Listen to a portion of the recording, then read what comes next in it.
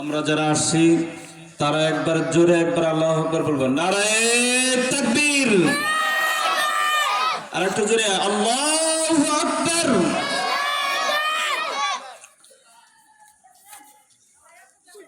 এই পর্যায়ে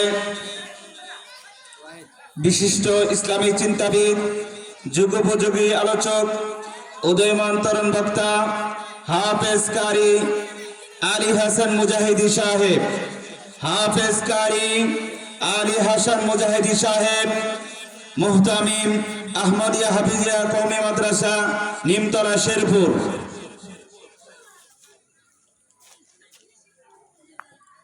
এ পর্যায়ে হযরতকে কোরআন হাদিস থেকে মূল্যবান তাফসীর পেশ করার জন্য সবিনয় অনুরোধ জানাচ্ছি।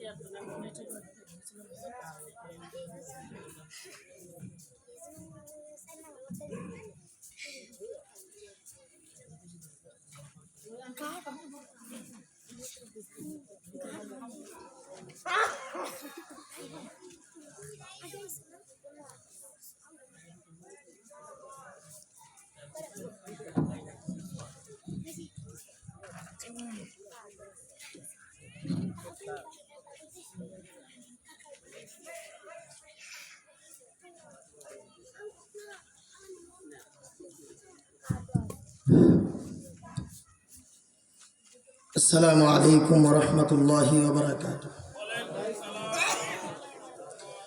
الحمد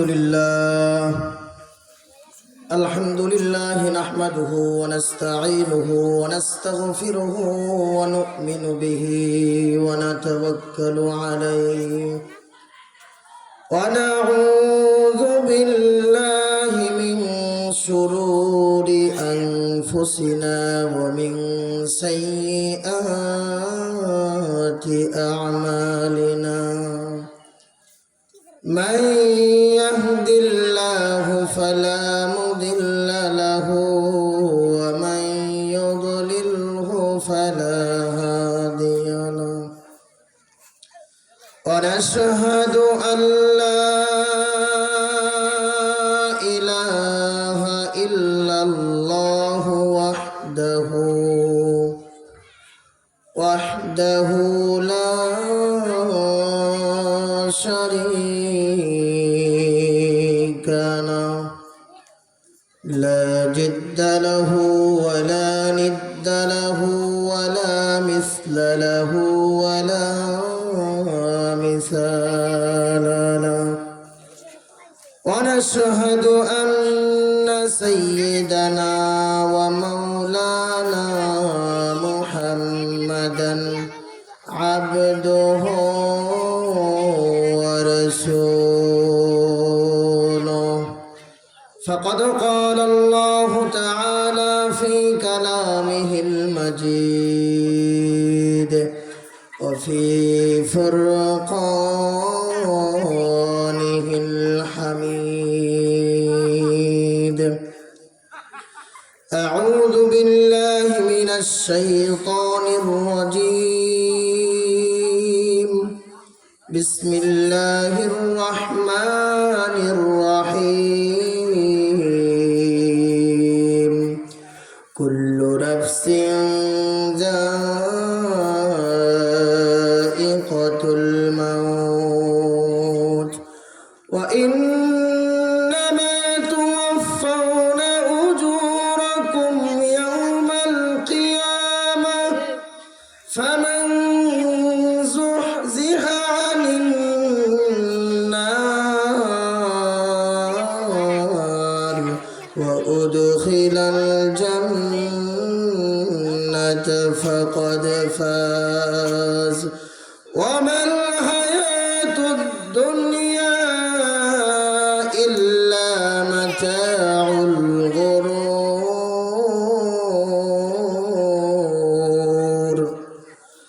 وقال نبي وقال رسول الله صلى الله عليه وسلم: توفة المؤمن الموت أو كما قال النبي صلى الله عليه وسلم قالوا سبحانك لا علم لنا إلا ما علمتنا إنك أنت العليم الحكيم صدق الله العظيم وصدق رسوله النبي الكريم ونحن على ذلك من الشاهدين والشاكرين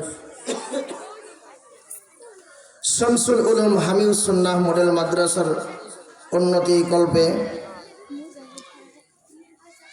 চতুর্থ বার্ষিক ইসলামী মহাসম্মেলন। আজকে ইসলামী মহাসম্মেলনের সভাপতির আসন যিনি অলঙ্কৃত করেছেন জনাব আলহাজ মোহাম্মদ শামসুল হক সাহেব, সভাপতি শামসুল উলুম হামিউস সুন্নাহ মডেল মাদ্রাসা। সামনে উপবিষ্ট দূর দূরান্ত থেকে আগত ইসলাম প্রেমিক, দিন প্রেমিক, তাওহীদি জনতা, আপনারা সকলে ভালো আছেন? সবাই যদি আওয়াজ দেন, আওয়াজটা কি এরকম হওয়া উচিত ছিল?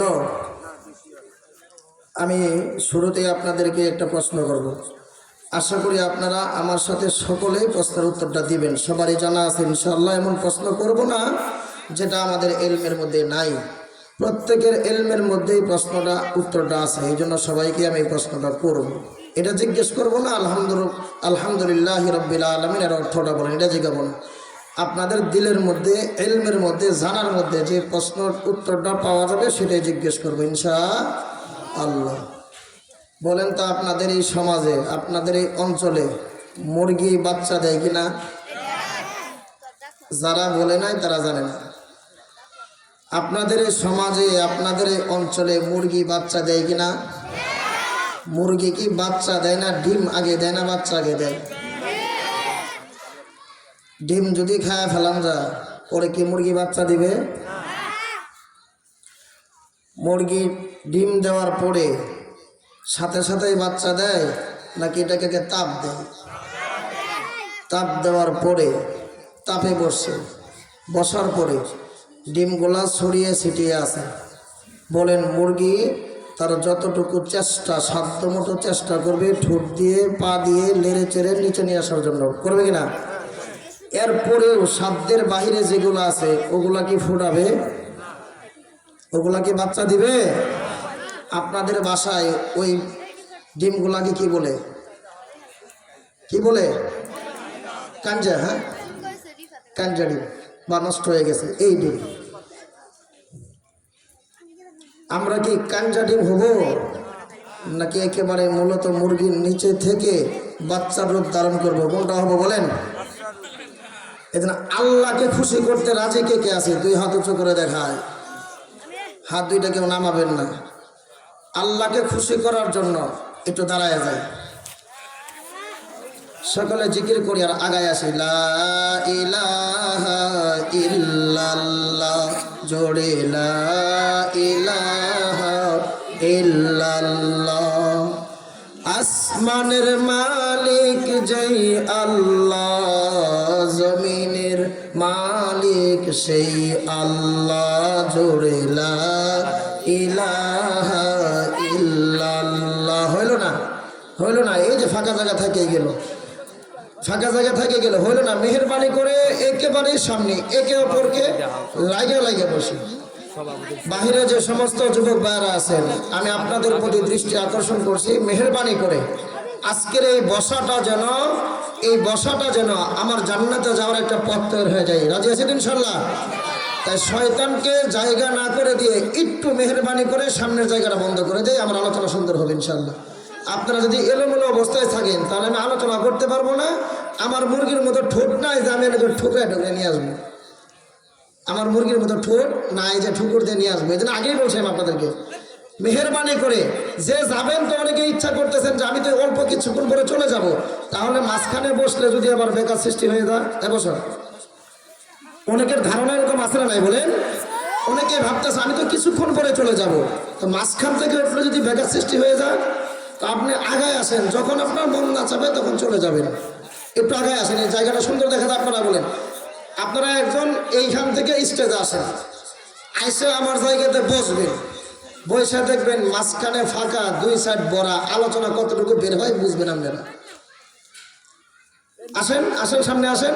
না তাহলে আলোচনা করবো না, সামনে আসতে হবে, ফাঁকা জায়গা বন্ধ করতে হবে। এটা আল্লাহকে খুশি করেন, লিল্লাহে তাকবীর।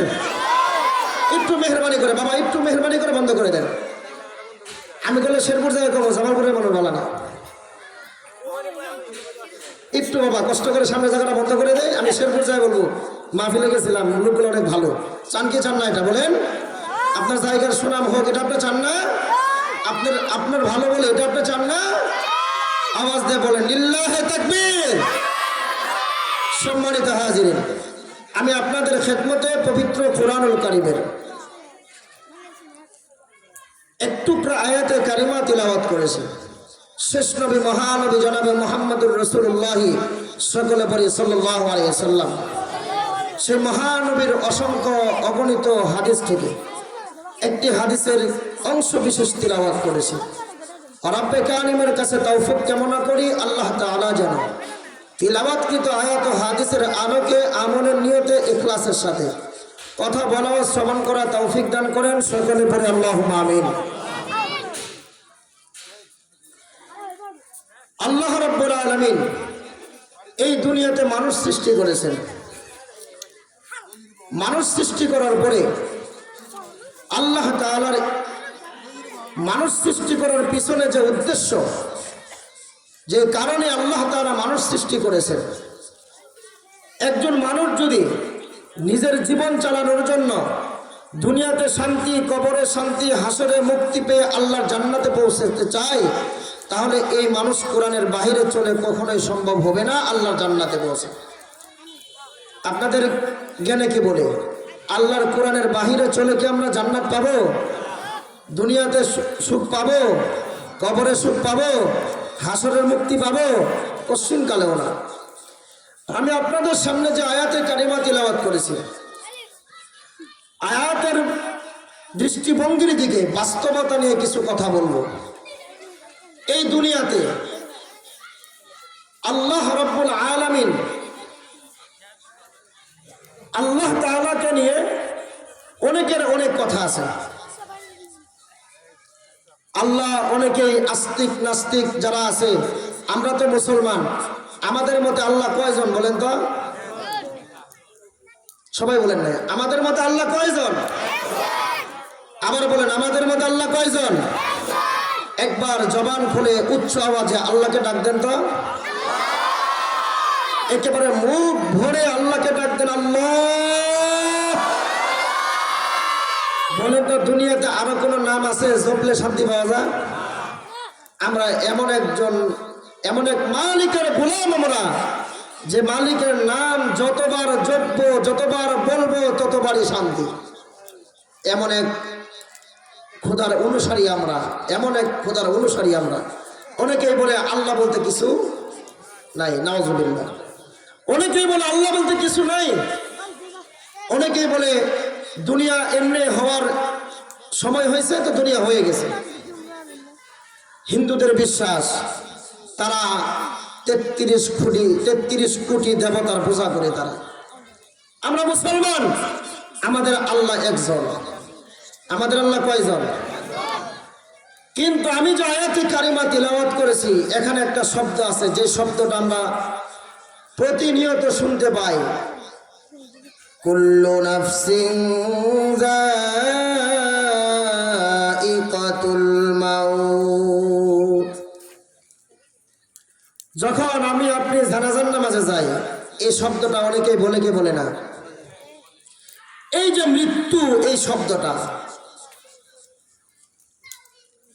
আস্তিকরা জিজ্ঞেস করবেন, তারাও বলে মৃত্যু সত্য। নাস্তিকরা জিজ্ঞেস করেন, তারাও বলে মৃত্যু সত্য। হিন্দু, খ্রিস্টান, ইহুদি, বৌদ্ধ, নাসারা যাদেরকে জিজ্ঞেস করবেন, তারা মৃত্যু চিরন্তন সত্য, মৃত্যু হবে। যে মানুষগুলা আল্লাহকে নিয়ে তাদের দিলের মধ্যে ইখতিলাফ আছে, আল্লাহকে নিয়ে তাদের দিলের মধ্যে ইশকাল আছে, কিন্তু মৃত্যু এমন একটা শব্দ যেটা নিয়ে আস্তিক, নাস্তিক, ইহুদি, খ্রিস্টান তারা নিজেদের মধ্যে ইশকাল করে।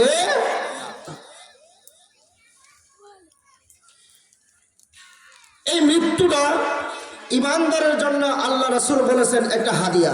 সুবহানাল্লাহ বলবেন না? ইমানদারের জন্য মৃত্যুটা হলো একটা হাদিয়া, বেঈমানের জন্য মৃত্যু একটা ভয়ানক বস্তু। এবার বলেন, আমরা মৃত্যুর থেকে কয়জনে বাঁচবো? একটু হাত উঁচা করে দেখান তো। বাঁচবো কেউ মৃত্যুর থেকে? হুঁশারায় ফেলছেন না শুরুতেই? মৃত্যুর থেকে কেউ বাঁচার সুযোগ, কোন মানুষের মৃত্যুর থেকে বাঁচার সুযোগ আল্লাহ রাব্বুল আলামিন সূরা নিসাতে বলেন, আইনামা তাকুনু ইউদরিকুমুল মাউত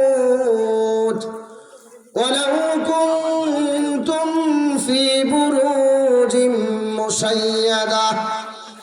কেউ যদি মৃত্যুর থেকে বাঁচার জন্য জমিনের তলদেশে একটি ভালো করে ঘর বানাইল, গ্লাক্সি করে একটি ঘর বানাইছে, যেই ঘরে পিপিলিকা ঢোকার সুযোগ নাই।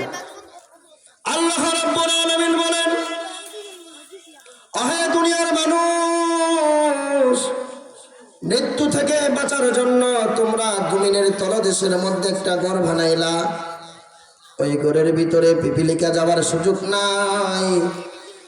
ইযা জাআ আজালুহুম ফালা ইস্তাখিরুনা সাআতাও ওয়ালা ইস্তাকদিমুন। আল্লাহ রাব্বুল আলামিন বলেন, দুনিয়ার মানুষ শোনো, আমি তোমাকে সৃষ্টির পিছনে তোমার হাত লাগিয়ে দিয়েছি, মালাকুল মউতকে পিছনে লাগাইয়া দিয়েছি। যখন তোমার নির্দিষ্ট সময় শেষ হয়ে যাবে, তুমি যেই জায়গাতে অবস্থান করো না কেন, ওই জায়গাতেই মালাকুল মউত যাবে, তোমার এই প্রাণ পাখিটা বের করে নিয়ে আমার কাছে চলে আসবে।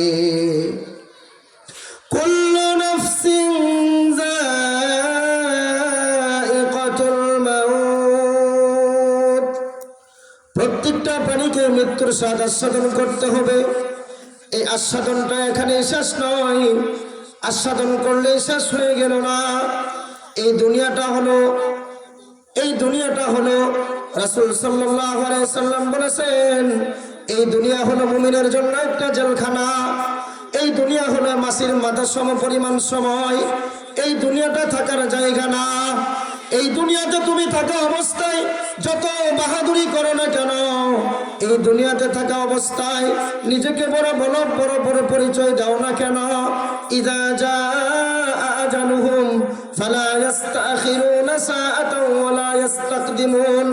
যখন তোমার নির্দিষ্ট সময়টা শেষ হয়ে যাবে, যখন তোমার নির্দিষ্ট সময়টা ফুরায়া যাবে, এই নির্দিষ্ট সময় শেষ হয়ে যাওয়ার পর মালাকুল মউত তোমার সামনে আসবে। মালাকুল মউত আসিয়া, এই মালাকুল মউত তোমার সামনে আসবে।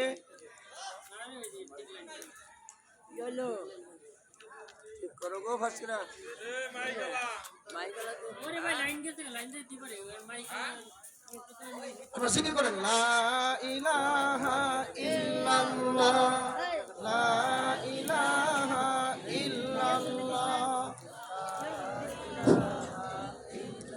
আল্লাহ রাব্বুল আলামিন বলেন,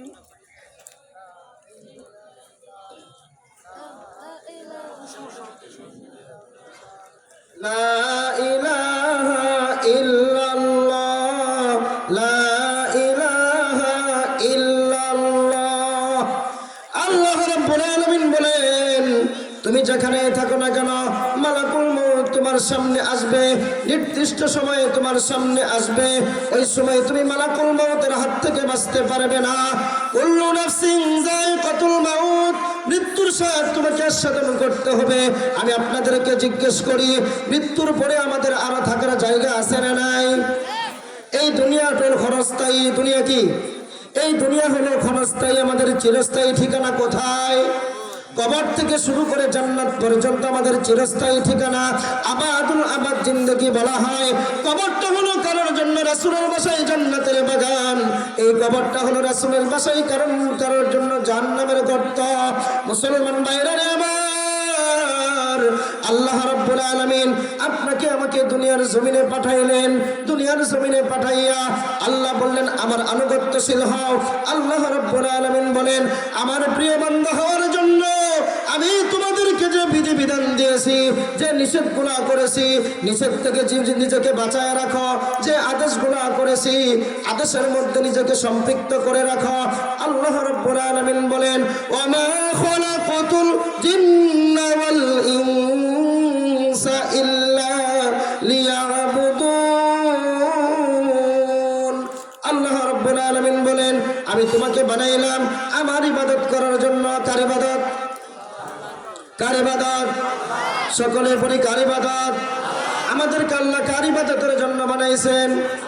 আমরা সদা সর্বদাই কার হুকুমের উপর অটল থাকব।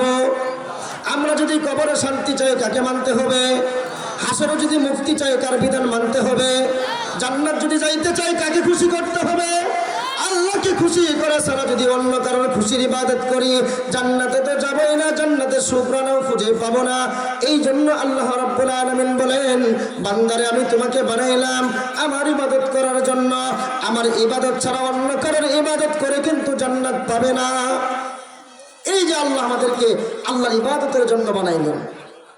আল্লাহ রাব্বুল আলামিন বলেন, আমার ইবাদত করতে গিয়ে কিন্তু তোমার অনেক মুসিবত আসবে।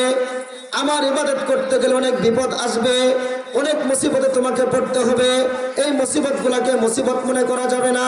এই মুসিবতে তোমাকে ধৈর্য ধারণ করতে হবে। আমি আল্লাহ, যদি কেউ আমার ইবাদত করতে গিয়ে যদি কেউ মুসিবতে পড়ে, এই মুসিবত যদি কেউ মুসিবতের সময় সবর করে ধৈর্য ধারণ করে, আমি আল্লাহ রাব্বুল আলামিন তাকে অবশ্যই অবশ্যই প্রতিদান দেব। আর এই প্রতিদানের ফলটা কেমন হবে এখন বুঝে আসবে না। এটা কখন বুঝে আসবে? যেই দিন বুঝে আসবে ওই দিন কোনো সুযোগ থাকবে। আমার এখন বুঝে আসতেছে না, কিন্তু যেদিন সুযোগ বুঝে আসবে এদিন কি পরিবর্তনের কোনো সুযোগ আছে? আজকেই তো আমার পরিবর্তনের সুযোগ। আমি আজকে সুযোগ পাওয়ার পরে পরিবর্তন হইলাম না। এই মাহফিলের আশেপাশে অনেক ভাই আছে যারা ঘোরাফেরা করতেছে, মাহফিলে আসার সুযোগ তারা পায় নাই, এখনো তারা মাহফিলে আসার সুযোগ তারা পাইল না।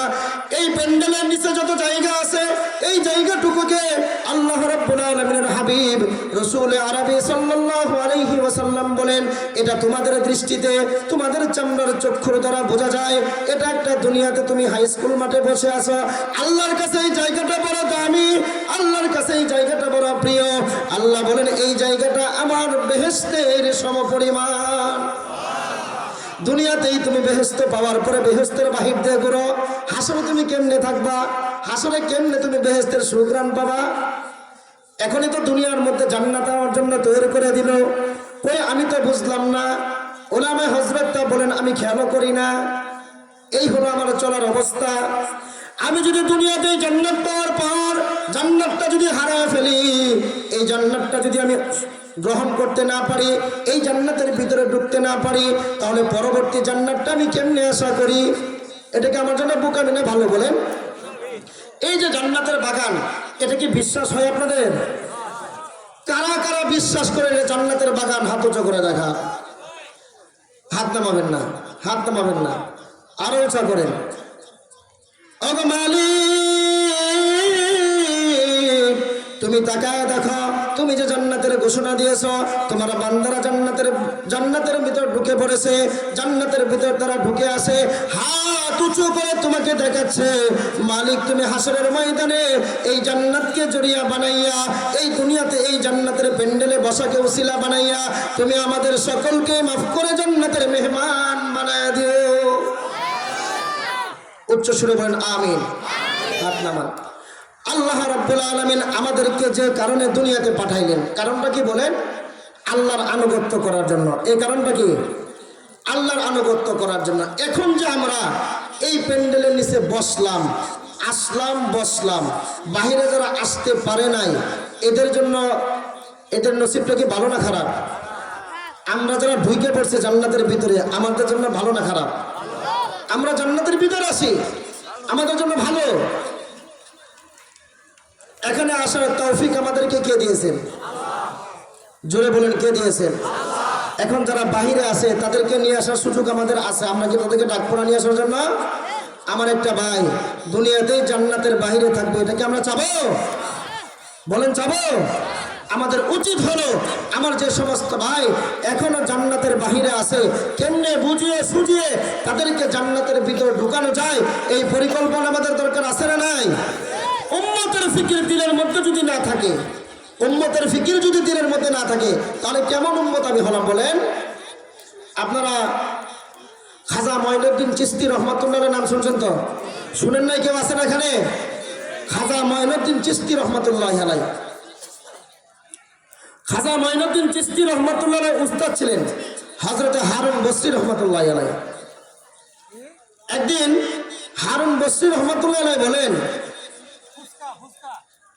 হারুন বসরি রহমাতুল্লাহ আলাইহি বলেন এশার নামাজের পরে বলতেছেন, আজকে আমার পিছনে যে সমস্ত মুসল্লিয়ানে কেরাম ফজরের নামাজ আদায় করবে তারা সবাই জান্নাতি।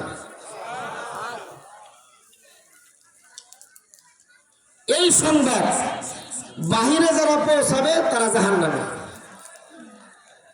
এই যে আমি এলান করে দিলাম, উপস্থিত যারা শুনছে এদের মধ্যে থেকে বাহিরে যারা পৌঁছায় দিবে তারা কি জাহান্নামে, আর এদের মধ্য থেকে আমার পিছনে এশার ফজরের নামাজ যারা পড়বে তারা জান্নাতি। এই কথা বললেন। এই কথা বলার পরে হারুন বসরি রহমাতুল্লাহ আলাইহি ঘরে চলে গেলেন। অনেকেই এই সুযোগ পাওয়ার পরে বাড়িতেই যান নাই, মসজিদে অবস্থান করতেছেন। আচ্ছা, এই ঘোষণা যদি আজকে এইখান থেকে দেওয়া হয়, এই কথা শোনার পরে যদি বলা হয় ফজরের নামাজ পড়ে এইখান থেকে যারা যাবো তারা জান্নাতি, আপনারা বাড়িতে কে কে যাবেন বলেন তো? যাবে তো বাড়িতে? সুযোগ একটা পাইছে না? এই হারুন বসরি রহমাতুল্লাহ আলাইহি এই কথা বলার পরে বাড়িতে অনেকেই গেছে, অনেকেই যান নাই। অনেকেই খানা দানা শেষ করে আবার মসজিদে রিটার্ন আসছেন, আয়সা নামাজ আয়সা তাসবিহ তাহলিলের মধ্যে সময় কাটাইতেছেন। হঠাৎ করে ফজরের সময় হয়ে গেছে। হারুন বসরি রহমাতুল্লাহ আলাইহি তিনি ফজরের নামাজের ইমামতি করলেন। মসজিদে ঢুকলেন, মসজিদ ভরা মুসল্লি, ইমামতির মসল্লায় দাঁড়ায় গেছেন, ইমামতি শুরু করছেন। নামাজের সালাম ফিরে দেখেন মসজিদ ভরে, বারান্দা ভরে, মাঠ ভরে, একেবারে বাহিরে মুসল্লি চলে গেছে। এবার হারুন বসরি রহমাতুল্লাহ জিজ্ঞেস করলেন, এই জাহান্নামীটাকে, এই জাহান্নামীটাকে আমি তাকে দেখতে চাই। হযরত হারুন বসরি রহমাতুল্লাহ আলাইহি এই কথা বলার পরে সবাই টাক লেগে তাকিয়ে আছেন। কে দাঁড়াবো? একে অপরের দিকে তাকায় আছেন, একে অপরের দিকে তাকায় আছেন। হঠাৎ করে দেখেন মসজিদের এই বাম কর্নার থেকে খাজা মঈনুদ্দিন চিশতি রহমাতুল্লাহ আলাইহি দাঁড়াইতেছেন। আস্তে আস্তে আস্তে আস্তে কি করে দাঁড়াইতেছেন? একজন ডাক দিয়ে বলে, আহারে তোমার কি কপাল খারাপ মানুষ তুমি, আমরা তো ফিসফিস শব্দ শুনতে পেয়েছিলাম, আমরা তো কোন এক বৈঠকে শুনতে পেয়েছিলাম একদিন হারুন বসরি রহমাতুল্লাহ আলাইহি বলতেছিল আমার পরে যে খেলাফত প্রাপ্ত হবে সে হলো মঈনুদ্দিন। আজকে তুমি এমন একটা কাজ করলা, আজকে তুমি এমন একটা কাজ করলা যেটা হযরত বলতে নিষেধ করেছিল। তুমি মানুষের ঘরে ঘরে যাওয়ার দাওয়াত দিয়া মানুষগুলাকে কেমনে তুমি নামাজের মুসল্লায় দাঁড় করাইয়া দিলা। আস্তে আস্তে দাঁড়াইতেছে। হারুন বসরি রহমাতুল্লাহ চুপ করে বসে আছেন, সবাই যার যার মনে কথা বলতেছেন। কথা বলার পরে হারুন বসরি রহমাতুল্লাহ বলেন, আমি তো একেই খুঁজতেছি, আমি তো এই মঈনুদ্দিনকেই খুঁজতেছি, খেলাফত যাকে দিব তাকে তো আমার দেখার প্রয়োজন আছে। হারুন বসরি রহমাতুল্লাহ আলাইহি জিজ্ঞেস করলেন, মঈনুদ্দিন আমি না এই কথাও বলে দিয়েছিলাম আমার পিছনে এশার নামাজ, আমার পিছনে ফজরের নামাজ পড়লে জান্নাতি, এই সংবাদ যে পৌঁছায় দিবে সেই ব্যক্তি জাহান্নামী, তারপরে তুমি কেন অন্যের কাছে এই সংবাদটা পৌঁছায় দিলা? খাজা মঈনুদ্দিন চিশতি রহমাতুল্লাহ আলাইহি বলেন, আমি নিজে নিজে চিন্তা করে দেখলাম, আমি নিজে নিজে চিন্তা করে দেখলাম, কল্পনা করে দেখলাম, আমার মহল্লাতে অনেক মানুষ আছে যারা জীবনে নামাজ পড়ে নাই, যারা জীবনে তোমার আল্লাহকে চিনে নাই, যারা জীবনে তরিকত চিনে নাই, যারা জীবনে আল্লাহর কুদরতি পায়ে সিজদা দেয় নাই। আমি চিন্তা করে দেখলাম এরকম অসংখ্য অজস্র মানুষ আছে। আমি চিন্তা করে দেখলাম আমি নিজে যদি একজন জাহান্নামে চলে যাই আমার কোনো আফসোস নাই, আমি জাহান্নামে যাওয়ার কারণে পুরা মহল্লার মানুষ যদি জান্নাতি হয়ে যায় আমি মঈনুদ্দিন একাই জাহান্নামে যাওয়ার জন্য প্রস্তুত আছি। সুবহানাল্লাহ প্যাকেট করে সান বাড়ির যায় হয়ে আল্লাহ রাব্বুল আলামিনের এই বান্দা তার দিলের মধ্যে উম্মতের কথা ফিকির ছিল। আল্লাহ রাব্বুল আলামিনের বান্দার দিলের মধ্যে কতটা ফিকির ছিল, উম্মতের ফিকির নিয়ে যে মানুষ পথ অতিক্রম করবে, অন্যের ভাবনা নিয়ে, অন্যের চিন্তা নিয়ে, অন্যকে ভালোর জন্য যে মানুষটা পথ চলবে, আল্লাহ রাব্বুল আলামিন তার পথকে সুগম করে দিবেন, সুন্দর করে দিবেন। মনের মধ্যে হিংসা রাখা যাবে না। অন্যের ভালো দেখলে নিজেকে হিংসার মধ্যে নিজে হিংসা করা যাবে না, অন্যকে খারাপ পথে চালানো যাবে না। আল্লাহ রাব্বুল আলামিন বলেন, আল্লাযীনা ইউনফিকুনা ফিস সাররাই ওয়াদ দাররাই ওয়াল কাযিমিনাল গায়যা ওয়াল আফিনা আনিন নাস ওয়াল্লাহু ইউহিব্বুল মুহসিনিন। আল্লাহ রাব্বুল আলামিন বলেন, আমার পছন্দ হতে গেলে, আমার পছন্দনীয় হতে গেলে এই তিনটা কাজ, তিনটা গুণ মানুষের ভিতর থাকতে হবে। এই তিনটা গুণ কি গুণ আমরা শুনবো তো ইনশাআল্লাহ। আল্লাহ রাব্বুল আলামিন বলেন, আল্লাযীনা ইউনফিকুনা ফিস সাররাই ওয়াদ দাররা, আমি তোমাকে যে পরিমাণ সম্পদ দিয়েছি, আমি তোমাকে যে পরিমাণ সম্পদ দিয়েছি, সচ্ছল হও আর অসচ্ছল হও, ধনী হও গরিব হও, বাদশা হও ফকির হও, তোমাকে যে পরিমাণ সম্পদ আমি দিয়েছি, ফিস সাররা ওয়াদ দাররা, আমি তোমাকে যে পরিমাণ সম্পদ দিয়েছি, এই সম্পদ থেকে তুমি আমার রাস্তায় ব্যয় করো। কয় নাম্বার এটা বলেন? কয় নাম্বার এটা? এক নাম্বার। কয়টা গুণ থাকতে হবে? আল্লাহর যদি পছন্দনীয় বান্দা হতে চায়, আল্লাহর যদি মনোনীত বান্দা হতে চায়, তাহলে বান্দার ভিতরে কয়টা গুণ থাকতে হবে? তিনটা গুণ। এক নম্বর কি বলেন? আমি তোমাকে যে অবস্থার মধ্যে রেখেছি, যে পরিমাণ সম্পদ দিয়েছি, ওই পরিমাণ সম্পদ থেকে তোমার সাধ্য মতো আমি আল্লাহর রাস্তায় ব্যয় করো। এটা কয় নাম্বার? দ্বিতীয় নম্বর, আল্লাহ রাব্বুল আলামিন বলেন, নিজের ভিতরে যতটা রাগ আছে সেটাকে সংবরণ করো। ওয়াল কাযিমিনাল গায়যা, নিজের ভিতরে যতটা রাগ আছে ততটুকু কি করো? সংবরণ করো। রাগ প্রকাশ করিও না। রাগ কি করো না? প্রকাশ করিও না।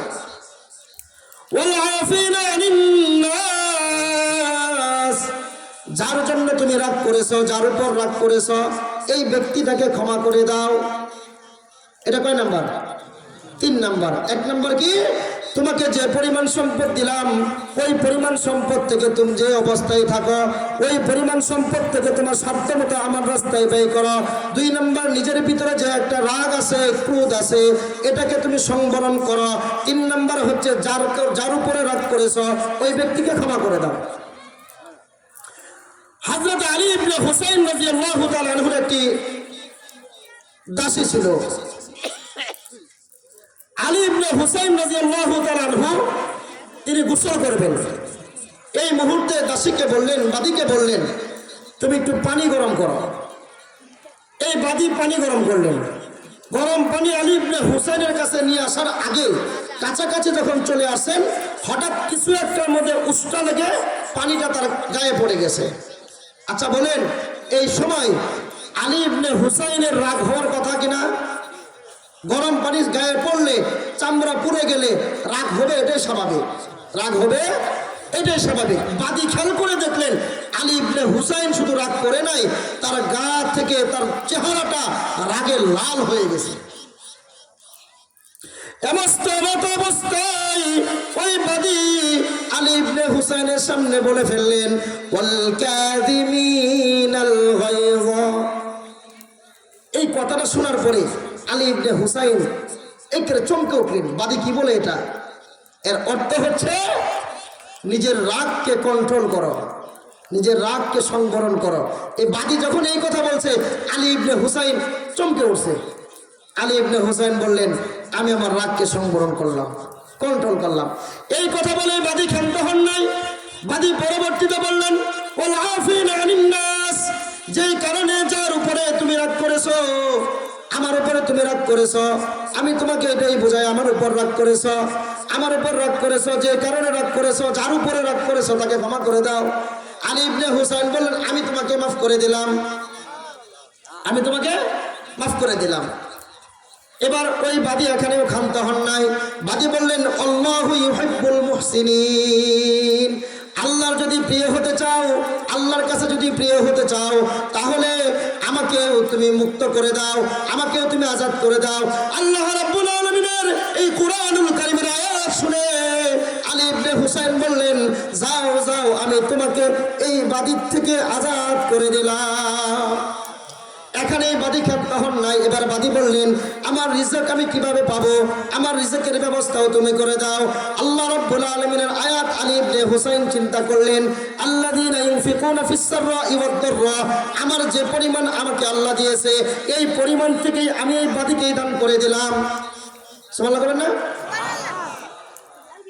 আল্লাহ রাব্বুল আলামিনের বান্দা আলী ইবনে হুসাইন বললেন, আমি তোমাকে মুক্ত করে দিলাম, আমি তোমাকে ক্ষমা করে দিলাম, আমি আমার রাগকে সংবরণ করলাম, আমার কাছ থেকে তোমাকে রাজকীয় হালতে থাকার জন্য রিজকের ব্যবস্থা করে দিলাম। বলেন, রিজিক রাজকীয় হালতে রিজিকের ব্যবস্থা আল্লাহ করলেন বাদীর থেকে। এই বাদীটাকে ছিল বাদী, পরবর্তীতে এই বাদী হয়ে গেল রাজের পরিবেশের মধ্যে পড়ে গেল। রিজিক যদি কারোর থাকে, এই রিজিক কি কেউ হারাইতে পারবে? ইমাম গাজালি রহমতুল্লাহ আলাইহি বলেন, যদি তোমার নসিবে যা আছে, তোমার ভাগ্যে যেটা আছে, এটা যদি দুই পাহাড়ের পাদদেশেও থাকে, দুই পাহাড়ের চাপেও যদি থাকে, তোমার কপালে আছে, তোমার রিজিকে আছে, এখন এটা এইখান থেকে এই ধরেন টেকনাফে আছে, দুই পাহাড়ের পাথরের চাপের মধ্যে আপনার রিজিকটা পৌঁছে আছে। ইমাম গাজালি রহমতুল্লাহ বলেন, হায়াতে যতদিন থাকবে, মৃত্যু তোমার কাছে আসার আগে রিজিক তোমার কাছে দৌড়াই আসবে। বিশ্বাস হয়? পক্ষান্তরে গাজালি রহমতুল্লাহ আলাইহি বলেন, যেটা তোমার রিজিকে নাই, ওই বস্তুটা যদি তোমার দুই ঠোঁটের মাঝখানেও থাকে, তুমি সেটা পাবে। দুই ঠোঁটের মাঝখানে থাকলে পাবে। এই জন্য দুনিয়াতে থাকা অবস্থায় আমরা যে রিজিকের পিছনে দৌড়াই, আল্লাহ রাব্বুল আলামিন বললেন, তোমরা আমি আল্লাহকে খুশি করা, আমি আল্লাহর আনুগত্যশীল হয়ে যাও। আমরা আল্লাহকে বলি, আল্লাহ, আমরা যদি তোমার আনুগত্যশীল হই, আমরা যদি তোমাকে খুশি করি, তাহলে আমাদের রিজকের ব্যবস্থা কে করবেন? বলেন তো, আল্লাহ আমাদের রিজকের ব্যবস্থা করবেন কি করবেন না? আল্লাহ রাব্বুল আলামিন বলেন, ওমা মিন দাব্বাতিন ফিল আরদি ইল্লা আলাল্লাহি রিজকুহা। আল্লাহ রাব্বুল আলামিন বলেন, বান্দা যখন আমার আনুগত্যশীল হয়ে যাবে, বান্দা যখন আমার তাবে হয়ে যাবে, বান্দা যখন আমার সিজদা, আমার কুদরতি পায়ে সিজদায় লুটে পড়বে, এই বান্দা পৃথিবীর যেখানেই যাক না কেন, যে প্রান্তেই থাকুক না কেন, আমি আল্লাহ রাব্বুল আলামিন তার কাছে রিজিক পৌঁছায় দেব। আল্লাহ রাব্বুল আলামিন অন্য একটা জায়গাতে বলেন, ওয়া ইয়াত্তাকিল্লাহ ইয়াজআল লাহু মাখরাজা ওয়া ইয়ারযুকুহু মিন হাইসু লা ইয়াহতাসিব। এই বান্দাটা যে জায়গাতে থাকুক না কেন, অকল্পনীয় জায়গা থেকে আমি আল্লাহ তার রিজকের ব্যবস্থা করে দেব। তাহলে রিজকের পেরেশানি আমাদের করা দরকার আছে? রিজকের পেরেশানি করা দরকার আছে? আচ্ছা, আমি একটা এক্সাম্পল আমি আপনাদেরকে দিই। আমার বাড়ি হচ্ছে শেরপুরে, শেরপুর থেকে এই কাছাকাছি, আমার বাড়ির থেকে এই যে এই মাঠ পর্যন্ত, এই মাঠ পর্যন্ত 61 কিলোমিটার রাস্তা, 61-62 কিলোমিটার রাস্তা। আমার রিজিক আজকে এই জায়গাতে, আমি অলরেডি যা রিজিক ছিল সেটা খাই ফেলাইছি। তা তো বলতে পারবো রিজিক আছে আমার নাকি? সামনে যেটা আছে সেটা বলতে পারবো না। যেটা খেয়েছি সেটা আমি রিজিক বলে খেয়ে ফেলেছি। এখন বলেন, আমার এই জায়গাতে রিজিক কেন আসছে? বলেন, আমি আল্লাহর দিন পৌঁছাবো বলে আল্লাহ আমার গোটা দুনিয়ার মধ্যে রিজিক ছিড়ায় রাখছেন। যেই জায়গাতে আমার রিজিক আছে, যেই জায়গাতে খাবো, আপনি মনে করবেন ওই জায়গাতে আল্লাহ আপনার রিজিকের ব্যবস্থা করে রাখছেন, এবং সেটা উত্তম রিজিক। কি রিজিক? উত্তম রিজিকের ব্যবস্থা আল্লাহ করে রাখেন, যে বান্দাটা আল্লাহর আনুগত্যশীল হয়। এই জন্য আল্লাহর আনুগত্যশীল হতে গেলে বিপদ, বালা, মুসিবত, আফত, গজব আসবে কি আসবে না? আসবে কি আসবে না? এই বিপদ আসলে সবুর করতে হবে কি হবে না? বিপদ আসলে ধৈর্য ধরতে হবে কি হবে না? ধৈর্যের পরিচয় দিতে হবে। বিপদ যখন চলে আসবে তখনই ধৈর্যের পরিচয় দিতে হবে। আমি যদি ধৈর্যের পরিচয় না দিই, ধৈর্য হারা হয়ে যায়। বিপদ আসলো, বিপদকে যদি আমি বিপদ মনে করি, বিপদকে যদি আল্লাহকে সামনে না রেখে বিপদকে দূরীভূত করতে না পারি, তাহলে বিপদ আমার আরো বেশি চেপে ধরবে। এই জায়গাতে আমাকে সবর করতে হবে। আল্লাহ রাব্বুল আলামিন বলেন, ইয়া আইয়ুহাল্লাযীনা আমানুস্তাঈনু বিস সাবরি ওয়াস সালাহ ইন্নাল্লাহা মা'আস সাবিরিন। আল্লাহ রাব্বুল আলামিন বলেন, যখন তুমি ইমানদার হয়ে যাবে, যখন তুমি ইমানদার হয়ে যাবে, তোমার ডানে বামে সামনে পিছনে বহু বড় বড় বিপদ তোমার সামনে চলে আসবে, ঘাড়ে ধরবে, তোমাকে পিটানো দিবে, তোমার সামনে গুলি থাকবে, তোমার সামনে বন্দুক থাকবে, টিকারটা তোমার একেবারে তোমার কাছাকাছি চলে আসবে, তোমাকে সামনে দাঁড় করাইয়া তোমার পিঠের মধ্যে গুলি লাগাইয়া দিবে, তোমাকে সামনে দাঁড়াইয়া বন্দুকের নালাটা তোমার বুকে লাগাইয়া টিকারটা একেবারে কাছাকাছি চলে আসবে। এই সময় তোমাকে ইমান ছাড়তে বলবে, এই সময় তোমাকে ইমান ছাড়তে বলবে। ওই সময় বোঝা যাবে, ওই সময় বোঝা যাবে তুমি আল্লাহর প্রতি কি পরিমাণ ইমান আনছো, আল্লাহর প্রতি কি পরিমাণ বিশ্বাস তোমার ছিল। যদি আল্লাহর প্রতি বিশ্বাস স্থাপন করে থাকো, ইমানটা যদি মজবুত হয়ে থাকে, তাহলে বন্দুকের নালা তোমার বুকে যতবার লাগাবো না কেন, টিকার যত কাছেই থাকুক না কেন, আল্লাহর দেওয়া দিন, আল্লাহর দেওয়া জমিনে দিন প্রতিষ্ঠিত করতে যাইয়া এই টিকারের ভয় করলে হবে না, বন্দুকের ভয় করলে হবে না। আসুক না বিপদ, আসুক না মুসিবত, সমস্ত বিপদ মুসিবতকে অপেক্ষা করে আল্লাহর এই জমিনে আল্লাহর দিন প্রতিষ্ঠিত করতে হবে। আপনি কি বলেন দিন কি এমনি এমনি আপনার আমার কাছে আসছে? দিন কি এমনি এমনি বিজয় হয়েছে? আরে দিন তো এমনি এমনি আপনার আমার কাছে আসে নাই। আপনি আমি দিন তো এমনি পায়ে গেলাম, দিন এমনি পেয়েছি না? বলেন তো আমাদের এখানে যারা আছে এই দিন বিজয়ের জন্য, ইসলামকে প্রতিষ্ঠিত করার জন্য 5 ওয়াক্ত নামাজ যেটা আমরা সুস্থ মস্তিষ্কে পড়ে থাকি, মসজিদে গিয়া টাইলস করা মসজিদে একেবারে মখমলের চট্টিতে এত সুন্দর করে সাজদা দেয়, এটা কি এমনি এমনি পেয়ে গেলাম? এই স্বাধীন কি এমনি এমনি পাইছি? আমি দুনিয়ার স্বাধীনের কথা বলি না, আমার নামাজের স্বাধীনতার কথা বলি। আমি দুনিয়ার স্বাধীনতাকে বলি না, আমি কোরআন পড়ার স্বাধীনতাকে বলি। আমি দুনিয়ার স্বাধীনতাকে বলি না, আমি বলি সুন্দর এই সুস্থ মস্তিষ্কে থাকা অবস্থায় আল্লাহর এই জমিনে আল্লাহর দ্বীনের কথা বলার সুযোগ যে পেয়েছি, এটা কি এমনি এমনি আসে? হাজার লক্ষ মায়ের বুক খালি করে, হাজার লক্ষ মায়ের বুকের তাজা রক্ত দিয়ে এই জমিনের মধ্যে আল্লাহ দ্বীনকে প্রতিষ্ঠিত করছেন। এমনি এমনি হয়েছে? আপনি দিন বিজয় কিসের জন্য করছেন? দিন বিজয় কেমনে করছেন? যেখানেই দিন বিজয় লাভ করছে সেখানেই খুঁজে দেখেন মাটিটা রক্তে, শহীদের রক্তে মাটি তরতাজা হয়ে আছে এখন পর্যন্ত। যেখানেই দিন বিজয় হয়েছে, ইসলামের ইতিহাস পড়াতে পড়াতে ইতিহাসের মধ্যে আসছে, যেই জায়গাতে দিন বিজয় হয়েছে ওই জায়গাতে লক্ষময় রক্তের বিনিময়ে দিন বিজয় হয়েছে। আপনি তো দিনকে পুরায় পাইলাম, এই জন্য দিনের প্রতি এতটা দরদ আমাদের নাই। আমি আপনাদেরকে একটা এক্সাম্পল দিই, সেটা হচ্ছে আপনি সারাদিন কাজ করছেন অন্যের বাড়িতে, কাজ করার পরে যে পথ ধরে নিজের বাড়িতে আসতেছেন, যে পথ ধরে নিজের বাড়িতে আসতেছেন, এই পথে কিছুক্ষণ আসার পরেই আপনি 1000 টাকা পয়রা পাইছেন। কয় হাজার টাকা? 1000 টাকা কুড়িয়ে পেলেন। আর দিন মজুরদার সারাদিন দিন কাজ করে, সারাদিন কাজ করে 500 টাকা বেতন পাইছেন। কয়শো টাকা? সারাদিন কাজ করে পরিশ্রম করে মাথার ঘাম পায়ে ফেলে রক্তকে পানি করার পরিশ্রম করে 500 টাকা মজুরি পেয়েছেন। আসবার সময় পথের মধ্যে যে পথ ধরে বাড়িতে আসলেন এই পথে 1000 টাকা কুড়িয়ে পেয়েছেন। এবার আমি আপনাকে জিজ্ঞেস করব, বাজারে গেলে কোন টাকাটা আগে ভাঙবেন? বলেন, বাজারে গেলে কোন টাকাটা আগে ব্যয় করবেন? আমি তো মনে করি সারাদিন যে পরিশ্রম করে পারিশ্রমিক পেয়েছেন, রক্তকে পানি করার পরিশ্রম করেছেন, মাথার ঘাম পায়ে ফেলে যে 500 টাকা বেতন পাইছেন, সেটা হবে আপনার স্থান হবে নিচের পকেটে। আর যেটা কুড়িয়ে পেয়েছেন সেটার স্থান হবে উপরের পকেটে। বাজারে যে ব্যাগ নিয়ে বাজারে ঢুকবেন, আমি মনে করি 1000 টাকার নোটটা আগে ভাঙবেন। কেন? কেন? কুড়িয়ে পেলেন, এটার প্রতি দরদ, এটার প্রতি দরদ। কিন্তু ওটার প্রতি দরদ কেন? 500 টাকার প্রতি দরদ কেন? সংখ্যায় অঙ্কে 500 টাকার মূল্য বেশি না 1000 টাকার মূল্য বেশি? কোন মূল্যটা বেশি? 1000 টাকার মূল্য বেশি। তাহলে 500 টাকা আপনি নিচের পকেটে রাখলেন, 1000 টাকা ব্যয় করলেন। এই 500 টাকা যদি একটা করে 100 নোটে 500 টাকা হয়, তারপরে ভাঙবেন না, 1000 টাকা ভাঙবেন যদি একটা নোট হয়ে থাকে। আমাদের দিনটা এরকম হয়ে গেছে, দিনটা আমাদের এমন হয়ে গেছে। আমরা যদি দিন বিজয়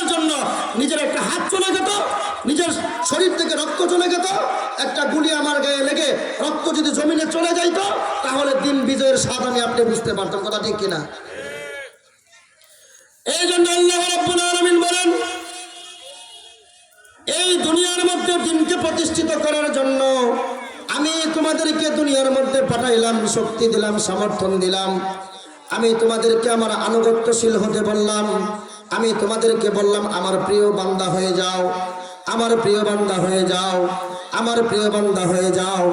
আমার প্রিয় বান্দা হতে গেলে তোমাদের চতুর্দিকে বিপদ বালা মুসিবত আসবে। সমস্ত বিপদ বালা মুসিবত অপেক্ষা করে আমি আল্লাহ রাব্বুল আলামিনকে তোমাকে খুশি করতে হবে। পারবো তো ইনশাআল্লাহ? সমস্ত বিপদ আপদে ধৈর্য ধরবো। আমি যে আয়াতে কারিমা তিলাওয়াত করেছি, কুল্লু নাফসিন যায়িকাতুল মাউত, মৃত্যুর স্বাদ সকলকে কি করতে হবে? আস্বাদন করতে হবে। এবার বলেন, এই যে আগে পরে কোরআনের এই একটা আয়াত দিয়ে কি কোরআন সাজাইছে আল্লাহ?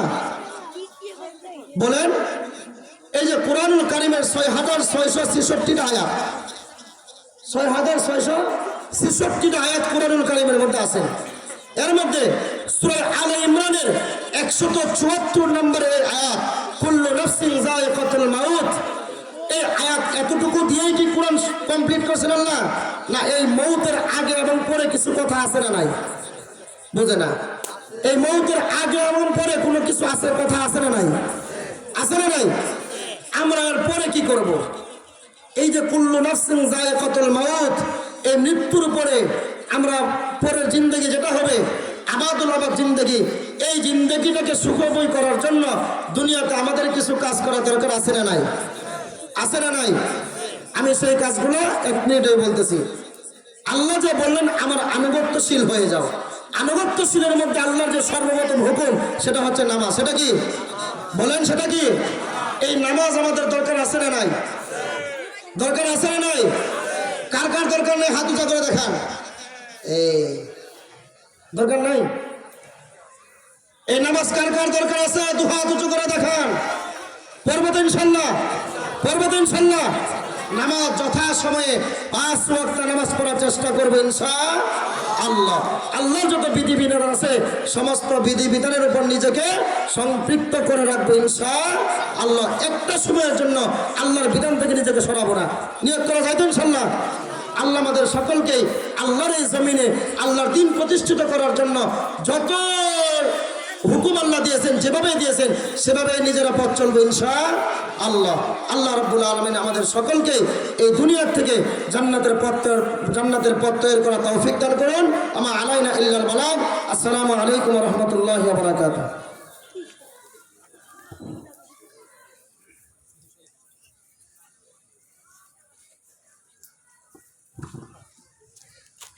আলহামদুলিল্লাহ, আল্লাহ তাআলার অশেষ রহমত, অনেক সুন্দর আলোচনা করতেছিল। আমরা এখনো যারা এদিক সেদিক ঘোরাফেরা করতেছি, আমরা রাস্তাঘাটে এখনো যারা এদিক সেদিক ঘোরাফেরা করতেছি, আমরা এদিক সেদিক ঘোরাফেরা বাদ দিয়ে সবাই মাহফিলের প্যান্ডেলের ভিতরে এসে বসে যাই। আমরা সকলে মাহফিলের প্যান্ডেলের ভিতরে এসে বসে যাই। এই পর্যায়ে